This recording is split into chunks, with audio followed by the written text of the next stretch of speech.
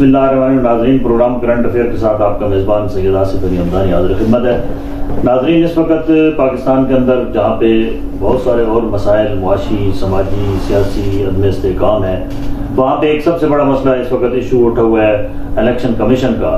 اور جو سابقہ حکومت تھی جس کے دور میں یہ الیکشن کمیشن بنایا گیا، وہی آج الیکشن کمیشن کے خلاف پورے ملک کے اندر جہاں جہاں پہ الیکشن کمیشن آفیسز ہیں ان کے باہر مظاہرے ہو رہے ہیں، اور یہ ایک پریشر ڈالا جا رہا ہے کہ فوری طور پہ الیکشن کرائے جائیں. ناظرین، آج ہمارے ساتھ اس موضوع پہ، کیونکہ یہ بڑا اہم موضوع ہے، ہماری جمہوری تسلسل کے لیے الیکشن کمیشن کا بہت بڑا کردار ہوتا ہے، اور الیکشن کمیشن کے اوپر ہی پورے پاکستان کی جب بھی الیکشن آتے ہیں تو نظریں لگتی ہیں، اور ہر سال اس الیکشن کمیشن پہ بہت سارے اعتراضات بھی اٹھتے ہیں کہ جی یہ انجینئرڈ الیکشن ہوئی ہیں، جو ہارتا ہے وہ جیتنے والے کو کبھی بھی جو ہے وہ قبول نہیں کرتا. اور اسی طریقے سے جب وہ حکومت میں ہوتا ہے تو پھر وہی ایک تسلسل کے ساتھ وہ الیکشن کمیشن جو ہے وہ اپنا کام کر رہا ہوتا ہے 5 سال تک، لیکن جو ہی الیکشن قریب آتے ہیں پھر اسی الیکشن کمیشن پہ اعتراضات اٹھنا شروع ہو جاتے ہیں. آج اس اہم موضوع پہ ہمارے ساتھ جو میں گفتگو ہوں گے وہ پروفیسر اعجاز محمود بٹ صاحب ہیں. آپ سینئر تجزیہ نگار ہیں اور آپ کی بڑی گہری نظر ہے پاکستان کی جو سیاسی درجہ حرارت کا اتار چڑھاوا ہے اس پہ. تو بٹ صاحب، ہم آپ کو خوش آمدید کہتے ہیں اپنے پروگرام میں. آپ اس پہ تھوڑا سا روشنی ڈالیں جی کہ جمہوریت کے استحکام کے لیے یا جمہوری جو سسٹم ہے اس کو چلانے کے لیے الیکشن کمیشن کا کردار کیا ہے، اور پاکستان کا الیکشن کمیشن کیا وہ اپنی ذمہ داریاں آئینی پوری کر رہا ہے؟ جی شکریہ حمدانی صاحب، بڑا اچھا آپ کا کوشچن ہے. میرے خیال سے کہ جمہوری سسٹم کا جو استحکام ہے وہ تو ٹھیک ہے، ظاہر ہے کہ جمہوریت جہاں بھی ہوگی اس کا استحکام تو بڑا ضروری ہے، لیکن جمہوریت کو سسٹین رکھنے کے لیے، مینٹین رکھنے کے لیے، جمہوریت کی گاڑی کو آگے بڑھانے کے لیے ایک مضبوط الیکشن کمیشن کا کانسٹیٹیوشنل ادارہ جو ہے وہ کسی بھی ملک میں جہاں بھی جمہوریت ہے تو وہاں کا جو الیکشن کمیشن ہے یا جو الیکشن کرواتا ہے ادارہ، کنڈکٹ کرتا ہے، نام چاہے کسی ملک میں تھوڑا بہت رد و بدل سے ہوگا لیکن بہرحال اس کا فنکشن وہی ہوتا ہے جیسا کہ ہمارے ملک میں بھی الیکشن کمیشن کا فنکشن ہے. تو اس کا مضبوط خود ہونا بڑا ضروری ہے. اگر آپ ایک مضبوط جمہوریت چاہتے ہیں تو پھر آپ کو ایک مضبوط اور اسٹرانگ قسم کا الیکشن کمیشن بھی درکار ہے. ایک بات تو یہ ہو گئی. دوسری بات جو آپ نے کہی کہ بھئی الیکشن کمیشن آج جو کہ دیکھنے میں آیا کہ احتجاج وغیرہ اور اس کے گھیراؤ کیے جا رہے ہیں اور مختلف ان کے ضلعی دفتروں کے اور ڈویژنل دفتروں کے، تو بات یہ ہے کہ جو لوگ بھی آج گھیراؤ کر رہے ہیں یا الیکشن کمیشن پہ اس لیے احتجاج کر رہے ہیں یا ان پہ دباؤ بڑھا رہے ہیں، وہ اس کی 2-3 وجوہات ہیں جس کی وجہ سے ان کے جو سیاسی ٹارگٹس ہیں وہ کون سے سیاسی ٹارگٹس ہیں اس پر ہمیں جو ہے وہ نظر ڈالنی چاہیے. میرے خیال سے، میری یہ ذاتی رائے ہے، اس سے کوئی اختلاف بھی کر سکتا ہے، کہ جو فارن فنڈنگ کیس ہے اس کا جو بھی فائنڈنگ ابھی تک 2014 سے لے کر اب تک ہو چکی ہیں، ایک تو یہ ان کو بتایا جا رہا ہے کہ اگر فارن فنڈنگ کیس میں آپ نے جو ٹریٹمنٹ ہمارے ساتھ کی ہے وہ اگر ہم نیگیٹو گئی یا ہمارے خلاف گئی تو اس کے نتائج الیکشن کمیشن اور اس کے اہلکاروں اور اس کے چیئرمین کو بھی بھگتنے ہوں گے. ایک تو اس کا پرسپیکٹو یہ ہے. دوسرا کیا ہے کہ ظاہر ہے کہ پچھلی گورنمنٹ، ابھی کی اپوزیشن یعنی کہ عمران خان اور ان کی جو ٹیم ہے، جو پی ٹی آئی ہے، ان کی حلیف جماعتیں ہیں، یہ چاہتے ہیں کہ الیکشن جلد سے جلد ہو جائے. انہوں نے جو ٹیمپو جو لیٹر والے معاملات میں اور امریکن سازش والے معاملات میں جو کراؤڈ کو چارج کیا ہوا ہے، جو لوگوں کو ابھی تک انہوں نے اس درجے پہ پہنچایا ہوا ہے کہ وہ کچھ بھی کرنے کے لیے تیار ہیں، تو وہ چاہتے ہیں ہم اس چارجنگ کو، اس ہیٹ ویو کو بیسیکلی وہ کیش کر سکیں، اس کی انکیشمنٹ ہو، اس کا استعمال کر سکیں. یہ ایک ان کی اسٹریٹجی ہے. یہ دوسری بات. تیسری بات حمدانی صاحب یہ ہے کہ الیکشن کمیشن، آپ نے جیسے کہ کہا کہ اس کے کیا عوامل، کیا ذمہ داریاں، کس طرح وہ جمہوریت کو مضبوط کر سکتا ہے. تو بات یہ ہے کہ الیکشن کمیشن کا کام ملک کے اندر ظاہر ہے کہ جمہوریت تھرو کس کی آتی ہے؟ جمہوریت آتی ووٹ کے ذریعے ہے. لوگ ووٹ جا کے کاسٹ کرتے ہیں اپنی اپنی پسندیدہ جماعتوں کو, اپنے پسندیدہ کینڈیڈیٹس کو, جن کو وہ سمجھتے ہیں کہ وہ ان کے علاقے میں ترقی لے کے آئے گا, یا ملکی لحاظ سے یا نظریاتی لحاظ سے وہ کینڈیڈیٹس یا وہ پارٹیاں جو ہیں وہ اس کی یعنی کہ امنگوں کی نمائندگی کرتی ہیں اس ووٹر کی. تو اس ووٹر کا جو ووٹ پول ہوتا ہے اس دن الیکشن والے دن, اس کو انشور کرنے کے لیے, اس کو محفوظ بنانے کے لیے, اس کو سسٹین کرنے کے لیے الیکشن کمیشن اپنے اقدامات بروئے کار لاتا ہے, انتظامات مکمل کرتا ہے. لیکن اکیلا الیکشن کمیشن اس میں میرے خیال سے وہ ایک سٹیک ہولڈر ضرور ہے اور وہ بڑا پیوٹل رول ہے ان کا, لیکن سارا رول ان کا نہیں ہے. یہ جو بھی سٹنگ گورنمنٹ ہوتی ہے, چاہے وہ عبوری حکومت ہو چاہے وہ کوئی اور حکومت ہو, وہ بیسیکلی الیکشن کمیشن کو وہ تمام انتظامات اقدامات جو وہ بروئے کار لانا چاہتا ہے تو وہ حکومت ان کو وہ اخراجات, وہ بجٹ اور وہ ساری ڈیوائسز دیتی ہے جو کہ وہ درکار ہوتی ہیں اس الیکشن کے پروسیس کو. یہ ایک بہت بڑی ایکسرسائز ہوتی ہے, یہ چھوٹی ایکسرسائز نہیں ہوتی ہے. اگر یہ ادھورے طریقے سے یہ ایکسرسائز کی جائے گی تو پھر کیا ہوگا, اس الیکشن کو کوئی مانے گا نہیں. اس میں لوپ ہولز ہوں گے, اس میں مسائل ہوں گے, خلل ہوں گے, اس میں فالٹس ہوں گے, تو کیا ہوگا کہ اس وہ الیکشن متنازع بن جائے گا. تو لہٰذا میں سمجھتا ہوں کہ کسی بھی لولے لنگڑی اس ایکسرسائز سے بہتر ہے کہ آپ 2 مہینے لیٹ کر لیں, 3 مہینے لیٹ کر لیں, لیکن جب بھی الیکشن ہو وہ تمام فریقوں کو, تمام سٹیک ہولڈرز کو, تمام سیاسی پارٹیوں کو, تمام جو ہے آپ کی سماجی ادارے ہیں, جو بھی عوام سے ریلیٹڈ ادارے ہیں اور جو انٹرنیشنل جو مبصرین ہیں وہ بھی اس میں شامل ہوں تاکہ وہ نوٹ کر سکیں کہ یہ الیکشن جو ہے اس میں ٹرانسپیرنسی کس لیول کی تھی. تو یہ سارے سٹیک ہولڈرز مل کے ایک کامیاب الیکشن کروا سکتے ہیں. یہ صرف الیکشن کمیشن کا اکیلے کا کوئی اس میں رول نہیں ہے. میں اب چیئرمین کی طرف آتا ہوں جو سلطان راجہ صاحب کے خلاف ایک محاذ کھڑا ہوا ہے کہ جی وہ شاید بائسڈ ہیں. تو بات یہ ہے کہ کچھ عرصہ پہلے تو وہ بہت اچھے تھے, ان کے قصیدے پڑھے جا رہے تھے.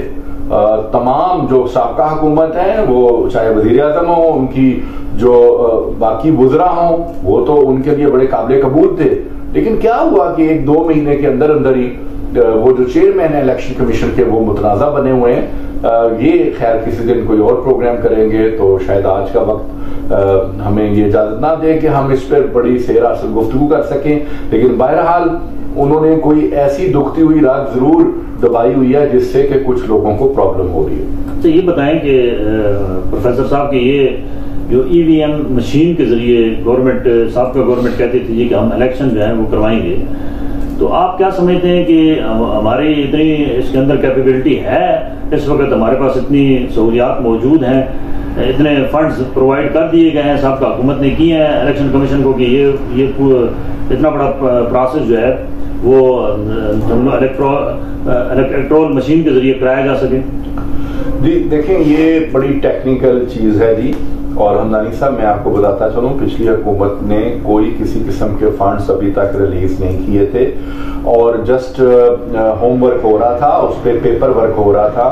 اور الیکشن کمیشن تو ان کو خط لکھ کے انہوں نے 2-3 دفعہ یہ آگاہ کیا کہ یہ دیکھیں یہ جو مشین سے الیکٹرانک جو ووٹنگ مشین ہے اس کا جو اس پہ ڈیٹا بیس ہے اور اس پر ریلائی کرتا ہوا ڈیٹا بیس بنانے کے لیے اس ڈیٹا بیس کو جو کہ آپ کے پاس کمپیوٹرائز فارم میں ہے اس میں سے گزارنے کے لیے دیکھیں ان کو بہت سارے پروسیجرز کی ضرورت ہے, الیکٹرانک پروسیجرز کی ضرورت ہے. تو اس پر اکتفا ایسے نہیں کیا جا سکتا. اس پر تو اس طرح ہے کہ یہ ابھی ضمنی انتخاب ہوئے تھے تو ایک پرپوزل الیکشن کمیشن کی یہ بھی تھی کہ اس کو ایز اے پائلٹ, اور انہوں نے پنجاب حکومت کو جو سابقہ جو ہمارے وزیر اعلیٰ تھے عثمان بزدار, ان کو بھی یہ سجیسٹ کیا تھا کہ جو بھی ضمنی انتخاب پنجاب میں ہوگا اس میں آپ electronic voting machine as a pilot کے طور پہ, پروجیکٹ کے طور پہ آپ اس کو چلا کے دکھائیں. اگر وہ کامیاب ہوتا تو الیکشن کمیشن اس کے لیے تیار تھا کہ وہ پورے across the globe, across the country جو ہے نا اس کو نافذ کر سکتا تھا. لیکن اس میں اگین وہی بات ہے کہ اگر ایسے پرابلمز آتے, ایسے فالٹس آتے, ایسے ڈیفالٹس آتے کہ اس سے وہ الیکشن جو ہے سب فریقوں کے لیے متنازع بن جاتا.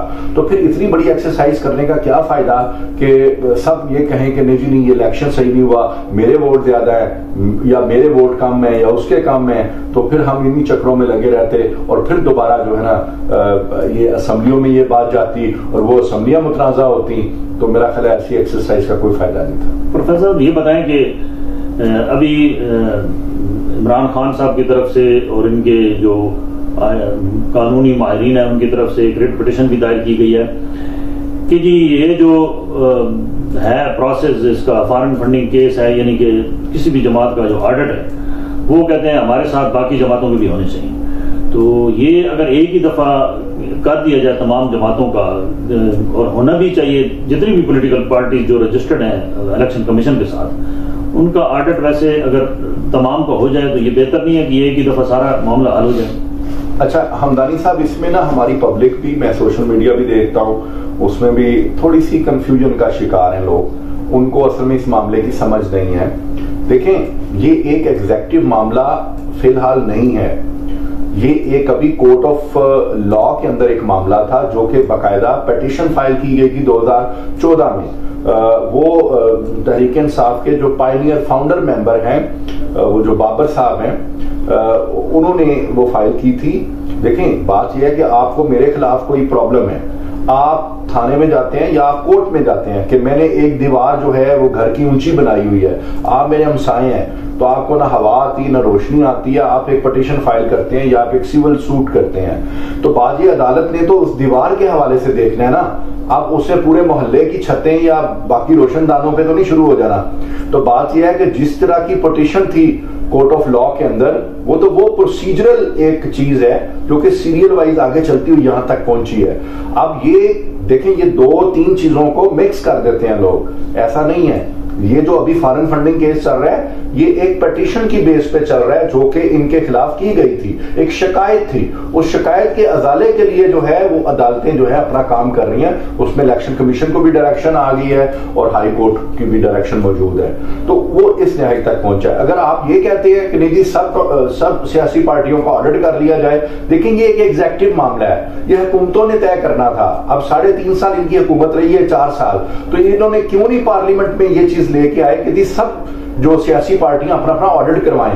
وہ الیکشن کمیشن کو یہ ڈائریکشن بھیجتے یا کوئی بل پاس کرتے یا کوئی لا بناتے, تو پھر یہ ٹھیک ہے, یہ ایگزیکٹولی مطلب یہ چیز ہو جاتی آن گراؤنڈ. تو جب یہ کر نہیں سکے اپنی حکومت میں 3.5 سے 4 سال, تو اب یہ عدالت کو کہہ رہے ہیں کہ جی سب کا آڈٹ ہونا چاہیے یہ وہ, تو عدالت نے تو اب وہ جو درخواست آئی ہے عدالت نے تو اس کو نپٹانا ہے. عدالت ایگزیکٹو تو نہیں ہے کہ اب وہ آپ کا آڈٹ کرتی پھرے.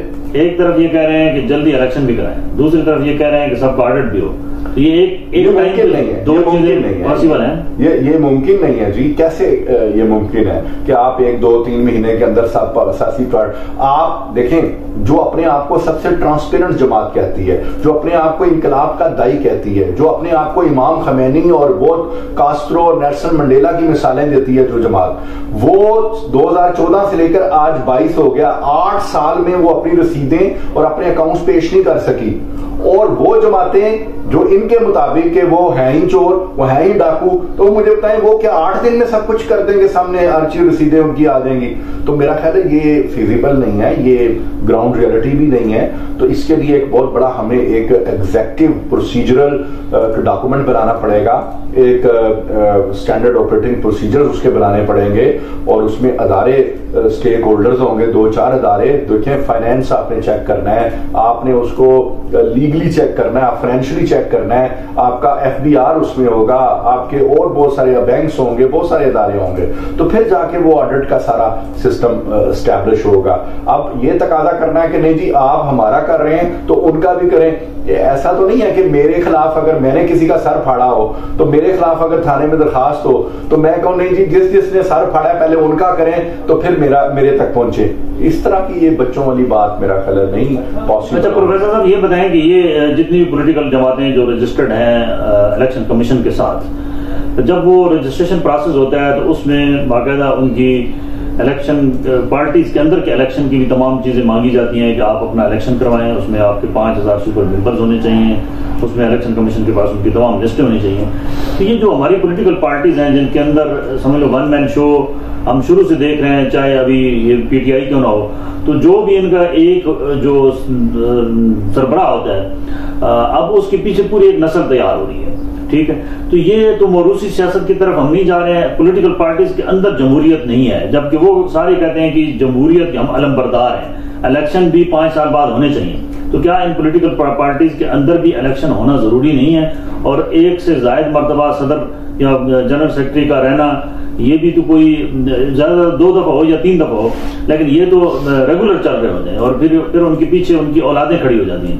تو آپ اس پہ تھوڑی سی روشنی ڈالیں کہ اس کے اوپر بھی الیکشن کمیشن کو کیا کرنا چاہیے. دیکھیں، یہ جو آپ نے ابھی ایشو اٹھایا ہے یا ریز کیا یہ پوائنٹ حمدانی صاحب، یہ اس کا تعلق صرف ایک لا سے نہیں ہے یا یہ ایک سمپل پروسیس نہیں ہے. یہ اشروں کا پروسیس ہے، سالہ سال ہزاروں سال کا پروسیس ہوتا ہے جب قومیں بنتی ہیں، کلچر بنتے ہیں ان کے. یہ ہمارے بر صغیر کا ایک بہت بڑا پرابلم ہے. ہم شخصیت پرستی کے جو بت بنا لیتے ہیں اور ان بتوں کی جو ہے ہم خود بھی پرستش کرتے ہیں، ہم دوسروں کو بھی گن رکھ کے کان پٹی پہ کہتے ہیں کہ اس بت کی پرستش کرو.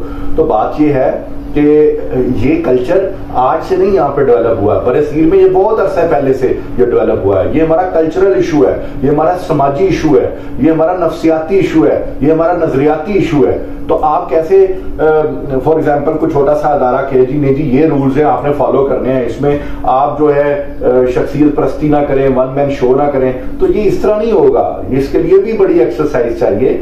آپ کو جو پولیٹیکل آرگنائزیشنز ہیں اس کے اندر جو جمہوریت، دیکھیں جسٹس وجیہ الدین کا جو فیصلہ intra party election P T I وہ موجود ہے کہ انہوں نے اپنی فائنڈنگ دی، انہوں نے کہا جی پیسہ چلا ہے، یہ ہے مسئلہ ہے، دھڑے بندی ہے، ان کا سارا فیصلہ موجود ہے. لیکن ہمارے کلچر نے اس فیصلے کو مسترد کر دیا، بلکہ جسٹس وجیہ الدین صاحب کو پارٹی سے نکلنے پہ مجبور کر دیا. تو بات یہ ہے کہ یہ اتنا آسان نہیں ہے. یہاں پہ شخصیت پرستی ہے، یہاں ہم بت پالتے ہیں شخصیتوں کے، ہم اپنی پسند ناپسندی کے بت ہوتے ہیں. اچھا، جو ہمیں بت پسند ہے اس سے اگر گناہ بھی سرزد ہو جائے، کفر ہو جائے، کچھ ہو جائے، ہم اس کو بالکل اس کو خاطر میں نہیں لاتے. ہم سمجھتے ہیں کہ بس وہ جو میرا لیڈر ہے وہ فرشتہ ہے، وہ تو کوئی غلط کام کر ہی نہیں سکتا، وہ کوئی ڈی میرٹ کام کر ہی نہیں سکتا. یہ رجحان ہمارے ملک میں بہت زیادہ ہے اور اسی رجحان کی وجہ سے ہماری جمہوریت صحیح ٹریک پہ نہیں چڑھ پاتی. تو ہم نے اس کو جیتا جاگتا معاشرہ بنانا ہے، ہم نے انسانوں کا معاشرہ بنانا ہے. یہ کوئی فرشتوں کا معاشرہ نہیں ہے، غلطیاں انسانوں سے بھی ہوتی ہیں تو ہمیں غلطیوں سے آگے چلنا ہوتا ہے. قوموں کی تاریخ میں ایسی چیزیں آتی رہتی ہیں. تو لہٰذا میں سمجھتا ہوں حمدانی صاحب ہمارا یہ بڑا ہی کریٹیکل فیز میں ہے. تو اس میں جو بڑے ادارے ہیں، مقتدر ادارے ہیں، ان کو اپنا رول ادا کرنا ہوگا اور ایسی پالیسیز بنانی ہوں گی کہ جس سے ہمارے اس طرح کے جو کلچر کے جو منفی رجحانات ہیں ان کا تدارک کیا جا سکے. جی ناظرین، پروفیسر صاحب نے بڑی تفصیلی الیکشن کمیشن کے رول کے حوالے سے، الیکشن کمیشن کے جو دائرہ اختیار ہے اس کے حوالے سے بات کی ہے اس وقت، کیونکہ یہ ایک بڑا ہارٹ ایشو ہے الیکشن کی. پھر ہر طرف سے گونج آواز اٹھ رہی ہے کہ الیکشن جلد از جلد کرائے جائیں. تو کیا آنے والے الیکشن کے یہی جو موجودہ الیکشن کمیشن ہے اس کے نتائج کو کیا ہارنے والی جماعت ایکسپٹ کرے گی؟ کیونکہ جیتنے والی تو کر لیتی ہے لیکن ہارنے والے جو جماعت ہے وہ کوئی بھی ہو تو وہ نہیں کرتی. اور وہ ہمیشہ ایک ہی الزام لگایا جاتا ہے کہ یہ الیکشن جو ہے وہ انجیریڈ تھے اور یہ الیکشن منصفانہ نہیں تھے. تو اپنے گرد و نواح کے لوگوں کا خیال کیجیے. اللہ پاک ہمارے ملک کا حامی و ناصر ہو. بہت شکریہ.